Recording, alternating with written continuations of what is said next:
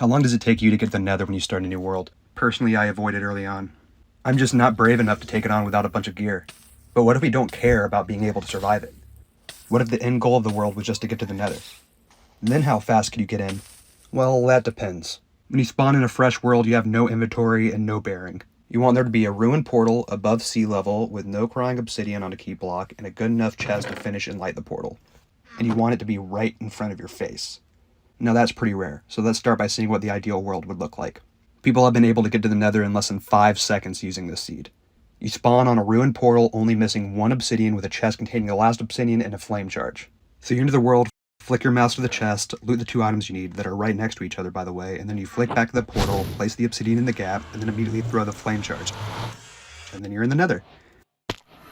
Seems pretty simple, right? You just have to know how far to move your mouse and the timing for a few inputs. The right click to open the chest, shift clicks to collect the items, E or escape to close the chest. Switch to hotbar slot 9 because when you shift loot a chest, it moves to the end of the hotbar, not the beginning. Then you place the obsidian, move to hotbar slot 8, and then throw the flame charge. Well, let's give it a shot. I downloaded version 1.18.1 since that's the version that generated this seed, and made a few changes to my settings like moving my hotbar keys 8 and 9 to 1 and 2 on my keyboard so I could rest my hand on all the buttons I would need and wouldn't have to move. The problems became clear quickly. There was still a random element here. You see, Minecraft spawn regions can be quite large, so you could theoretically spawn like 10 blocks away and the run's dead. This seed, though, has the ruined portal surrounded by water, and it looks like it won't spawn me in there, so there's only a few places I can start, but only one lets me compete for a good time. I need to start off inside the portal so I don't have to do any movement. Some of the starts are really awful, but others aren't that bad. Like if I spawn here, I just have to move right while I flick the mouse, and I was getting these spawns pretty often, so I started just preparing for it. But that meant I was less ready when I got the best start. Every perfect spawn was weighed down by my preparedness. Having watched the world record afterwards, I think they might tab out on world load so that way the game starts paused and they can take in their surroundings before the in-game timer starts. And that would have helped me a lot. I only had about 15% of my runs get the best RNG, and most of those were trash because I was trying to cue my actions without knowing what I was about to see. I did get a couple decent runs though, where it only took me like half a second to recognize what was going on, then I executed well. Unfortunately, I couldn't figure out how to get the fancy in-game timer to work with this version, so I timed it in post, and my fastest time was... drumroll please... 6.96 seconds. Not bad. That was best case scenario though. What are the real chances of getting in the Nether this fast? People resetting for this must have so few viable runs that world record for random seed has to be at least like 10 seconds slower, right? Well, if we move over to the random seed leaderboard, we see that people have done it in less than 8 seconds, which is crazy. How many worlds can actually work for this? The world record holder was running several instances of Minecraft at the same time to maximize his chances of finding a seed that worked, but I didn't do that. Mainly because I didn't know how my computer would handle it. Instead, I just brute forced it. I would load up a world, run around for like 15 seconds, and then if I didn't see a portal, I would kill the world. And if I did see one, I would run to it and see if it was completable.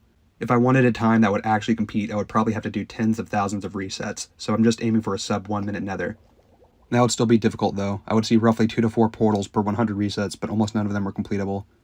Eventually I would start wanting it too much and closing my eyes to problems, and I would have one run that I thought would work. It was far from perfect, but from what I could tell, it looked like it was possible. It was about a 30-second swim away and partially submerged, but it could have easily been under 1 minute. I would just have to swim up, get blocks to block the water, place the obsidian, and throw the flame charge. But I choked so hard. I choked. I'm a Minecraft boomer. I've interacted so little with flame charges. I thought they were creative mode exclusive until very recently, so when I saw this chest, I didn't even register it. I saw the obsidian and enough iron to make a flint and steel. So I went and made a crafting table to make a flint and steel despite not having flint, and collected dirt to clear the water, when I probably should have used wood planks. Then I hadn't gathered enough, so I went and got more and came back, but because part of the portal base was magma blocks that were submerged because of world generation, I kept getting pulled down and taking damage. And then I realized part of how I was clearing the water made it harder to get in the portal, so I was stuck and confused and running out of time for my sub-minute portal. And in the desperation, I ended up falling victim to the magma blocks. Now, in editing, I can tell this portal isn't actually viable. There's crying obsidian at the base, I just didn't see it, blinded by either my own desperation or the water covering it. At the time, though, I was devastated. I had mistakenly gotten my hopes up just so I could let myself down in a more spectacular way. At this point, I started resetting more frequently. Previously, I would run around for a while and maybe say hi to the villagers, but now it's no nonsense. I spawn, jump around, spin my camera around a couple times, then leave. I would still see portals occasionally, but none of them were good enough. Around attempt 500, I saw my first spawn that could have potentially been sub 10 seconds. It wasn't a completable portal, but I started right next to it, looking at it. This is the type of seed the world record holder has. Like, look at this. Can you believe this spawn?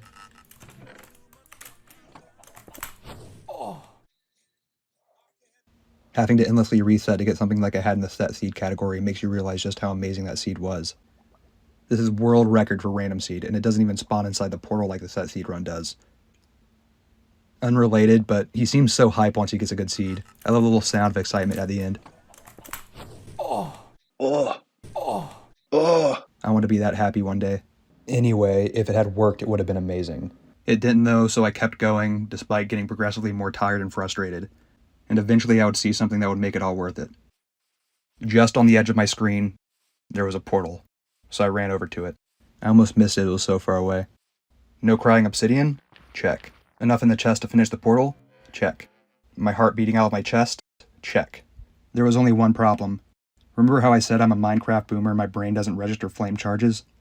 I meant that. It's right there in front of my face, dude. It's right there. Instead, I grab the iron and flint and go make a crafting table and turn them into a flint and steel. This hurts to watch. This hurts to watch.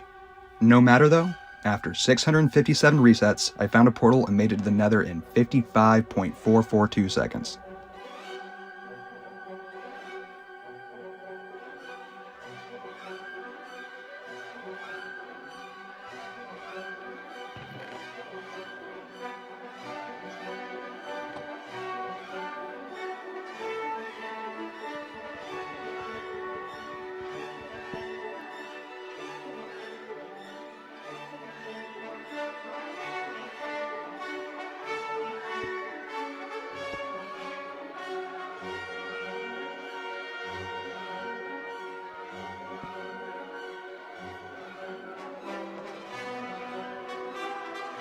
Not a great time. If I were to submit it, I would be number 226 on the leaderboard. If I weren't so annoyed at myself for missing the flame charge, then I might try for another run, but that's for another day.